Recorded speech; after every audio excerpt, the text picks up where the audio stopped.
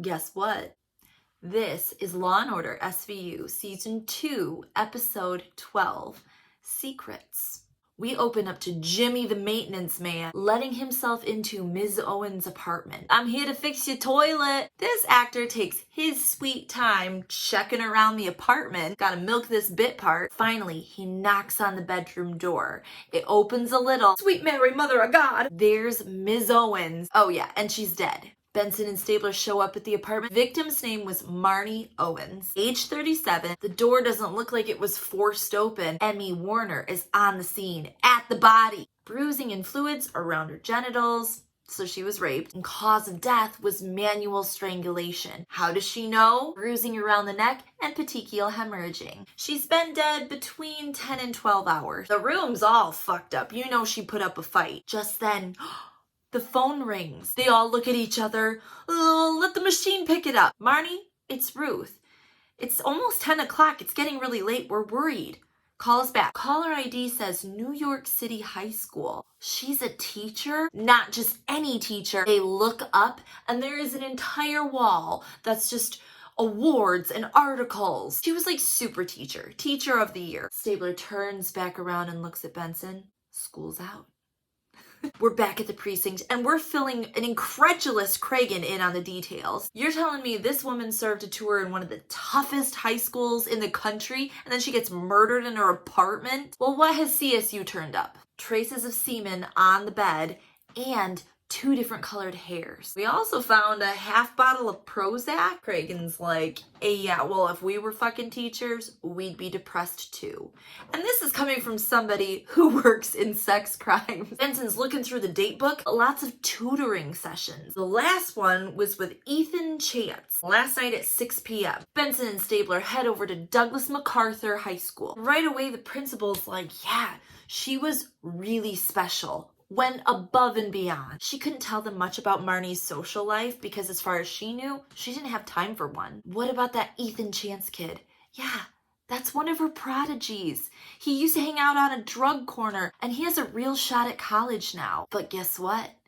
Ethan's not at school today. They track down Ethan's mom, who works at a bank. When they tell her that Ethan's skipping school, she's like, that damn kid. Miss Owens is not gonna be happy when she finds out that he's skipping again. Ooh, okay, so she's dead. Your son might have been one of the last ones to see her. Whoa. He had trouble with drugs, but he would never be violent. But last night when he got home from tutoring, he said that Miss Owens yelled at him. This morning he was gone when I woke up. Munch and Finn are out canvassing the neighborhood. They're talking to a little old lady with the sniffles. Yeah, she's a neighbor. And the only boyfriend that she can ever remember is some doctor named Byron. The only family she has is some brother named Jordan. Speaking of this brother, we jump to him identifying Marnie's body. It's her, duh. He is in no mood for questions, but he does give up that boyfriend, Byron. That was actually an affair. So Benson and Stabler head to that drug corner that Ethan used to hang out at. There's a bunch of guys chilling there that are actually pretty funny, but they haven't seen Lil E. He's too good for us now that he's gotten his edumacation. But they don't want their pockets gone through, so he gives up. Yeah, I saw Ethan last night. What time? I don't gotta watch. He was riled up about something though. Munch and Finn are checking in with Byron, the boyfriend. They hung out for a while and then it ended. He wanted to settle down and she didn't. Munch says, in my experience, it's usually the other way around. I know that sounds close-minded, but just wait. It's gonna get really judgmental. Whatever, Dr. Byron. Where were you last night around 10 o'clock? At home with the new girlfriend. Man, we still can't find Ethan. So they head over and ask Mom, hey, can we look in his room for clues? She's all for it and they're digging around. What's this? Crumpled up piece of paper. Looks like Miss Owens was teaching the kids more than just arithmetic, the facts of life. On this paper was a bright pink background and a naked Marnie Owens posing in a way that hid all of her bits. The only thing she's wearing is a very teachery pair of heels and a very early 90s butterfly tattoo. Ooh, so we're thinking Ethan was the teacher's pet. She broke up with him, he got pissed and killed her. We just gotta find him. So they end up staking out the funeral. And sure enough, here comes Ethan Chance. Before he gets to the church, he realizes he's been made. The whole team is surrounding him and they finally grab him, but Finn is pissed. Get up here, you making me run my bad knee. We've got Ethan in an interrogation room. So, when did your hot teacher and you start knocking boots? You got it all wrong, man. Finn sees him struggling and knows what's about to happen. So he pulls him off to the side and black man to black man says, look, if you don't start talking right away, they're gonna release the dogs. Which that terminology is probably banned in Florida now. Okay, he's ready to talk about that picture. Marcus Cole, aka Lil Camp, he gave me that picture. He said he found it on some porn site. And then he specifies on the internet. He was gonna spread it around school. Okay, tell us what happened at that tutoring session. He says, I showed her the picture. I tried to warn her about Marcus and she just freaked out and started yelling at me, told me to get out. I went back to apologize the next day. Somebody said a woman had been raped and murdered up on floor 3. Then he gets super emotional. She never judged me when I got in trouble and I called her a whore. Man, walking out, they know that Ethan did not do it. What about his friend Marcus? Let's look at his file. I recognize him. He's the funny kid from the drug corner. They bring him in for questioning. He never wanted to kill that bitch, just her career. And he's super willing to give up a blood sample. They're like, this is too easy. We're barking up the wrong tree. We jump to the computer crimes unit and they have mirrored her hard drive. The tech says it reads like a bad porno. She's advertising for sex on the Love Studs website. Welcome to the red light district of the new millennium. Benson is reading, hot babe, looking for 10 hotter guys.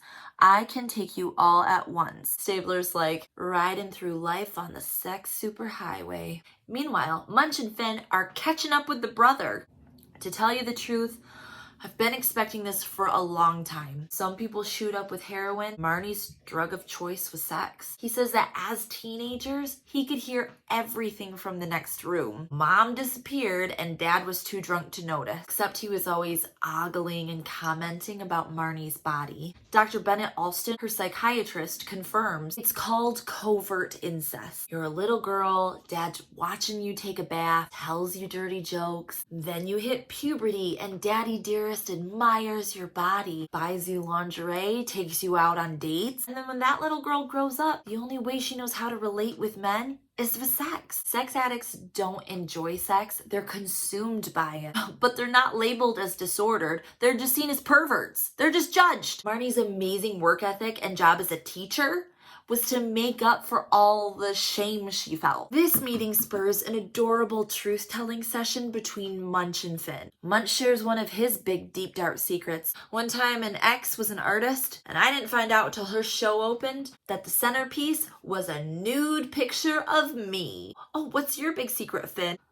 I'm a Republican. Oh, that makes sense. All the judging later. We dig through the computer files and trace some activity back to Fling, which is a sex club. Benson and Stabler head over to Fling. This place seems very sweaty, and every square inch is upholstered. They find out that Marnie isn't welcome anymore because she broke the rules. And yes, we have rules. Just because they have consenting sex outside of wedlock doesn't mean it's a goddamn free-for-all. So settle down. What rule did Marnie break? Oh, she started seeing one of the married guys that she slept with here. Who was that man? Yes, Dr. Byron Marks. Stabler says, I guess the doctor was in. All right, Dr. Douchebag. His lawyer's there and he's like, okay, we met in a chat room, we hooked up, and things got out of control. We had too much sex and then broke up. The night she died, she called me and was upset. She said a student found a picture and I went over there to help her. Yeah, we banged, but she was alive when I left at 8:30. They find out that there are other clubs that she wasn't banned from. One was called Dante's Inferno because it was basically hell. Cut to Dante's Inferno, which looks like a barn backlit with red with a bunch of silhouettes of people pantomiming sex acts. Poof, boom, police! And they line up all of these consenting adults and shame them into giving them information. One guy in particular had quite the interest in Marnie. His name was Philip Montrose, and he looks like Peter Pettigrew with Jack Nicholson's hair. He met Marnie through the website. She invited him to Dante's Inferno, and he thought it was a restaurant, but she ordered for both of us. Sex. Yeah, we got it, thanks. But Montrose has an alibi, so... Wait a second. What's this? In the pictures that we took of the funeral, he was there. Also, he's got a record for criminal trespass. He was stalking a woman. So they check his alibi a little closer, and it falls the fuck apart. Benson's got an idea. She says, you know what? Ethan Chance said that somebody outside of Marnie's apartment that morning told him that a woman had been raped and murdered. Sometimes these guys come back to admire their handiwork. So they take a photo of this asshole to Douglas MacArthur High School. Security guard? Oh yeah, he's seen this guy. He's been trying to get in. That guy was stalking Marnie. What's worse, she didn't report it because she was afraid of being judged. Oh, judging? Like what you've been doing this entire episode? You guys are part of the problem. Ethan Chance walks up and takes a look at that picture. Sure enough, he's the guy that told him that a woman was raped and murdered. So they have 2 warrants when they bust into this guy's apartment. One to search the premises and one for a blood sample. They're in there for 2 seconds before they find this huge scrapbook full of pictures taken from behind things with a telephoto lens. All of Marnie. We've got Montrose at Rikers Island, and Cabot is laying it all out for his lawyer. We have a solid case, including the woman he previously stalked, his fluids inside the victim, and the whole gross photo album. His lawyer's like, oh yeah? Well, that slut victim made Casanova look like a virgin. We jump to Ethan Chance on the stand testifying before a grand jury. Cabot's almost got this in the bag.